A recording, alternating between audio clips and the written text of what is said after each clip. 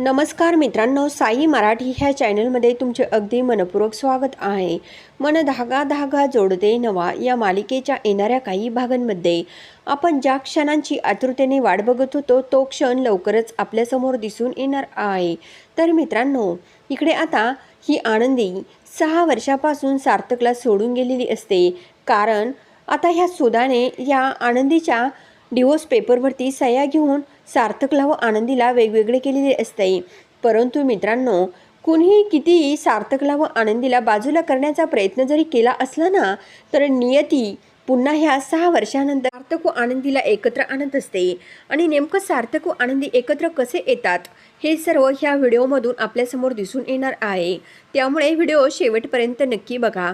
तर मित्रांनो, आता ही आनंदी 6 वर्षानंतर सार्थकला सोडून दुसऱ्या एका शहरामध्ये स्थायिक झालेली असते, कारण ज्यावेळेस आता सार्थक समोर ही आनंदी टेम्पोमध्ये बसून गेलेली असते, तेव्हा मात्र बिचाऱ्या सार्थकला सुद्धा आणि आनंदीला सुद्धा माहीत नसतं की आपण दोघे एकमेकांच्या अगदी जवळून चाललो आहे। परंतु मित्रांनो, आता सार्थकला या आनंदीशिवाय अजिबात करमतच नसते। सार्थकला वेळोवेळी क्षणोक्षणी या आनंदीची आठवण येत असते, परंतु काय करणार, आता आपलं जे प्रेम आहे ते तर आपल्याला सोडून लांब गेले, परंतु काही जरी झालं तरी माझं प्रेम मला कधी ना कधी मिळणार, असा या सार्थकचा आपल्या प्रेमावर ठाम विश्वास असतो।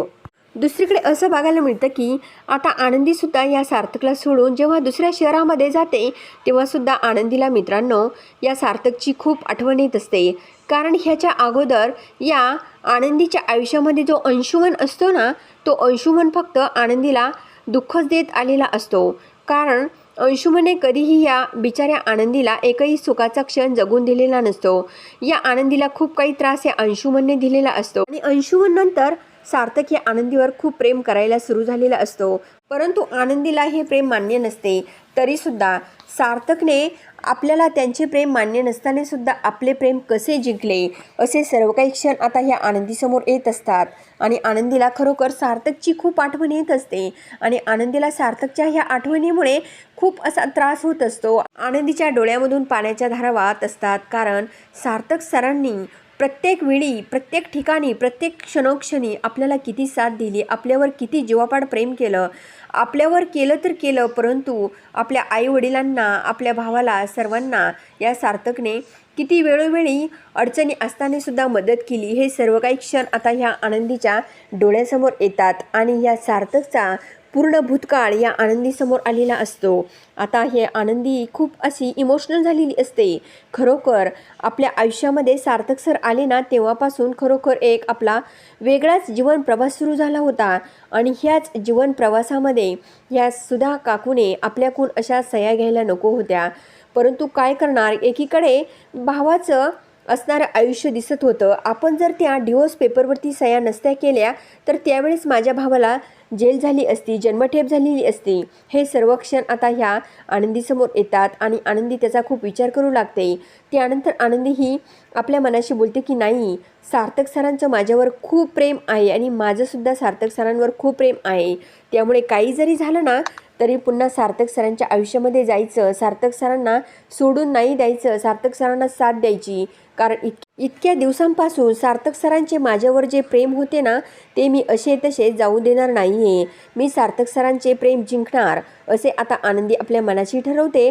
आणि त्याच क्षणी मित्रांनो, आनंदी ही पुन्हा आता या सार्थकच्या आयुष्यामध्ये जाण्याचा खूप मोठा निर्णय घेते, कारण आता आपण फक्त जायचं तर अगोदर आपल्या आईवडिलांच्या घरी जायचं, आईवडिलांच्या घरी गेल्यानंतर सार्थक सरांना तिथे बोलावून घ्यायचं आणि घडलेला सर्व प्रकार सांगायचा। आईने आपल्याकडून डिवोर्स पेपरवरती कशा सह्या घेतल्या होत्या हे सर्व सत्य आता आपण सार्थकला सांगायचं, असे आता आनंदी ही आपल्या मनाशी ठाम असा निर्णय घेते। आणि ठरलेल्याप्रमाणे मित्रांनो, इकडे आनंदीला करमतच नसते। आता आनंदीला सार्थकची खूप वेळोवेळी आठवण येत असते। आनंदी लगेच आता दुसऱ्या दिवशी सर्व काही उरकून आपल्या पुन्हा गावी जाण्याचं ठरवते आणि आपली सर्व काही बॅग भरून आता ही आनंदी बस स्टॉपवरती येते।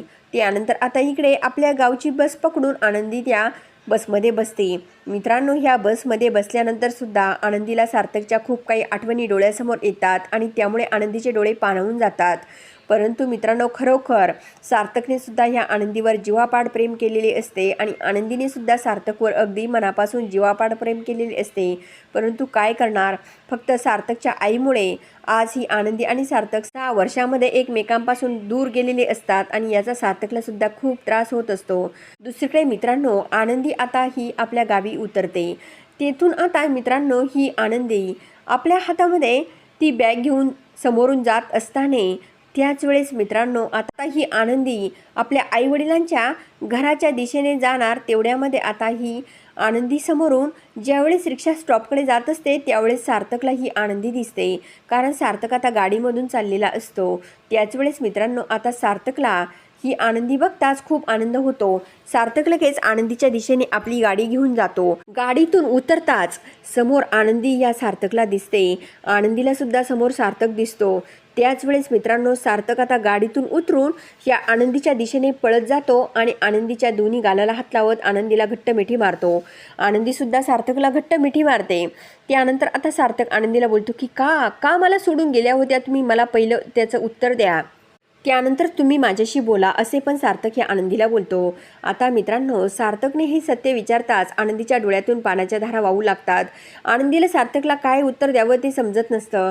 त्यानंतर मित्रांनो, आता सार्थक पुन्हा आनंदीला विचारतो की आनंदी प्लीज सांगा ना, तुम्ही मला सोडून का गेल्या होत्या. आता ह्या सार्थकच्या डोळ्यामधून सुद्धा पाण्याच्या धारा वाहत असतात. इकडे आनंदीसुद्धा खूप रडत असते. परंतु काय करणार मित्रांनो, 6 वर्षानंतर ह्या आनंदी व सार्थकची एकमेकांशी भेट झालेली असते आणि दोघांची प्रेम खूप उफाळून आलेले असते. दोघांनाही समजत नसतं की काय करावं आणि काय नाही. दोघेही खूप रडत असतात. परंतु मित्रांनो, आता खरोखर नियतीने सार्थकला व आनंदीला एकत्र आणलेले असते.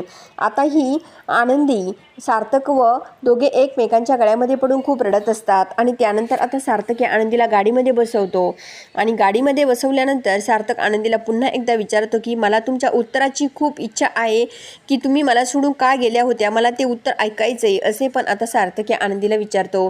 त्याच वेळेस मित्रांनो, आता ही आनंदी या सार्थककडे बघते आणि सुधाने ज्या डिवोर्स पेपरवरती सह्या करून घेतल्या होत्या हे सर्व सत्य आता ही आनंदी सार्थकला सांगते. त्याच वेळेस मित्रांनो, आता सार्थकला आपल्या आईचा खूप राग येतो. केवळ फक्त आनंदी ही 6 वर्षामध्ये आपल्याला सोडून का गेली होती, तर फक्त आपल्या केवळ आईमुळे गेली होती, हे सर्व सत्य सार्थकला समजलेलं असतं. आता आपण काही जरी झाले तरी याचा जाब आपण ह्या आईला विचारायचाच, असे सार्थक आता आपल्या मनाशी ठरवतो आणि लगेच ती गाडी आता आपल्या घराच्या दिशेने घेऊन जातो. इकडे आनंदी बोलते की प्लीज सर, तुम्ही कुठे चालला, मला तुम्ही आईच्या घरी सोडा. परंतु सार्थक बोलतो की नाही आनंदी, ह्या प्रश्नाचे उत्तर मला आईला विचारलेच पाहिजे, असे पण आता सार्थक या आनंदीला बोलतो. आणि मित्रांनो, सार्थक या आनंदीला घेऊन घरी येतो. सार्थक व आनंदी घरी येताच वृंदाही खूप रागारागाने या सार्थक व आनंदीकडे बघते. त्याच क्षणी मित्रांनो, आता सार्थक लगेच आपल्या आईला खूप मोठ्याने आई असा आवाज देतो. आता ही सुद्धा धावत पळत बाहेर येते. तर आता धावत पळत बाहेर आल्यानंतर समोर आनंदी या सुद्धाला दिसते. त्याच क्षणी आता मित्रांनो, सार्थक आपल्या आईवर खूप भडकलेला असतो. आता मित्रांनो, सार्थक तर आनंदीला घरी घेऊन आला आहे आणि नियतीने सार्थक व आनंदीची भेटसुद्धा घडून आणली आहे. आता हा सार्थक आपल्या आईला हे डिवोर्स पेपरवरती सह्या घेतल्याचे सत्य कसं विचारणार आणि सुद्धा ही काय उत्तर देणार, हे बघणंसुद्धा खूप इंटरेस्टिंग ठरणार आहे. तर आता पुढे काय होणार हे बघण्यासाठी आपल्या साई मराठी ह्या चॅनलला नक्की सबस्क्राईब करा, लाईक करा आणि व्हिडिओ बघितल्याबद्दल धन्यवाद.